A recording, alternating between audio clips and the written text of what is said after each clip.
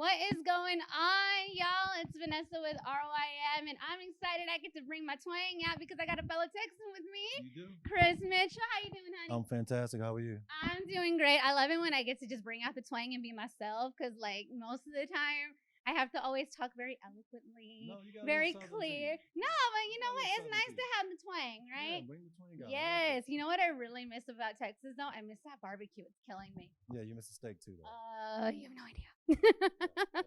But I'm really excited that you're here. I've actually been following you on TikTok for a while now.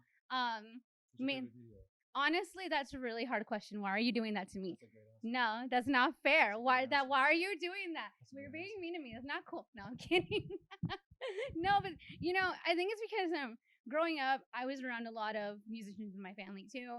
I have like multiple saxophone players in my family, so it's always kind of struck a chord with me. So to see you doing it too is awesome, and your following is insane. So tell me, what has it been like growing that audience? They're called the Saxy Squad, correct? Yeah, that's correct. So it all started from just going live on TikTok every day for about 6 hours. But I've never been a social media person. Like I would never really just post on Facebook, Instagram, nothing like that. I was a real life musician, what I like to say, because you have a lot of people on social media that just kind of play in their bedrooms, right? But I was actually out in concert, on stage, doing tours. Um, and I was just taking my life, videos of my life, and then just put them on the platform. And then people were like, I want to see it live. So I started going live and gave them the right sound they needed to hear. I entertained them a little bit, and then here we are today. Okay, I gotta ask you though, how can you handle 6 hours of a live? I couldn't even handle a 7-minute marching show with that freaking reed. Do you have any idea how many times I got reed splitters in my mouth? It was the worst. How did you handle 6 hours? The same way you've been handling 6 hours since you've been in here interviewing. Yeah, I guess you got a good point there. Yeah, I will say that. You know what? Actually, it's really interesting when it comes to hearing any kind of saxophone music, because a lot of people think that it's just always geared to just one genre, but it's something that you can really hit towards multiple genres. And with you, you're really focusing on jazz and Latin jazz, correct? Yeah, so I'm just like you. Like I don't really focus on one genre. I play lots of different types of music, from Latin jazz to bossa nova, which is my favorite actually, with R&B, with soul music, with country music, with rock music. I play a lot of different genres of music. But for the occasion, for this occasion specifically, I'm doing Latin music. Yes, I love to see it. High five. Yeah, love it. I love when you hear a saxophone in country music. I really do. The funny thing though, and this is so messed up to admit as a Texan, I hated country music till I was 18. No.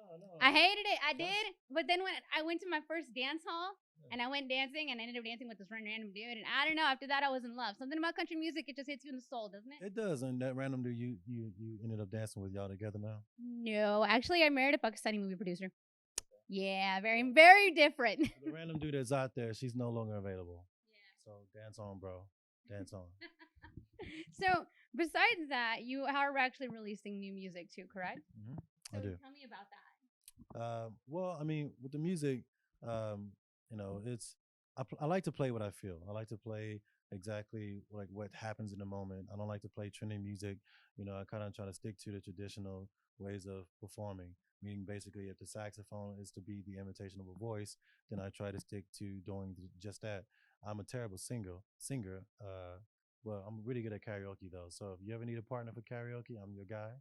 But other than that, I mean, I try to stick to the basics. I mean, jazz has always been a great thing, in my heart, and music in general. Actually, I come from a family musician, so I've been around music all my life, and picking the saxophone was a very interesting thing to do because I actually started on tuba first. Really? Yeah, I started on tuba. I couldn't get no girls with tuba, so then No, I switched. you know what? Some guys could. Some guys can. Some tuba players can get it though. Yeah. I think it just depends on the guy. Yeah. I mean, yeah. So I couldn't, like, there was a girl in class and she was playing the clarinet and she was in the woodwind class. And then no, it wasn't you.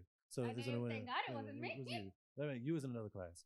So she was in the class and I was trying to get into the woodwind class, but I couldn't get in with the tuba because they separate you. Mm-hmm. So I heard for good reason. I mean, what I look like bringing my big tuba in there. You know what I mean? So Yeah. I'm sorry. I can't see this all too much. I can't. You did this. You started this. You asked the question. So, You know what? It takes me back to my band geek days. It really does. Yeah, I mean, yeah. So so she was in another class. I heard this guy playing this instrument in the hallway, and I said, you know what, that sounds really good. What is it? He's like, saxophone. I was like, cool. Is that in the woodwind? He's like, yeah, I'll take that. I'll take that instrument right there. So I started playing it. I got the girl, but then I started really feeling myself with the saxophone, you know, and so I got her, and then I started trying to find my way around middle school playing for others, and here we are today with a Saxy squad. So you basically picked up a saxophone to get a girl, and now you got a whole squad of them. I'm not saying that. I'm just saying I got the Saxy squad. They're all sexy. I love all of you, actually. You could be in the Saxy squad too. I've been in the saxy squad for about 6 months now, so I've been there. Oh, you've been there, but you ain't done that. No, we're not gonna do nothing like that. All right, y'all. Well, Chris, I'm actually really excited to have you here. Being able to sit down with a fellow woodwind is nice because I haven't talked about old band geek stuff in forever. And something about it, it's like when you can meet somebody who gets it, it's just like it just brings all those memories back, and you're just like, man, I remember those days. Do you remember your scales? I do remember my scales until I got into the higher octaves. I was terrible. I really was. The lower octaves, I could kill it like nobody's business, but I mean, they were so easy. But then, like, the higher octaves, I ni madre, don't even ask me. Yeah, so what did the high octave sound like? Could you make that noise? I cannot make that noise because it's going to be really bad. Well, we'll take that. We don't need no singing. None of that. But, Chris, you know what? Thank you so much for your time. I really do appreciate it.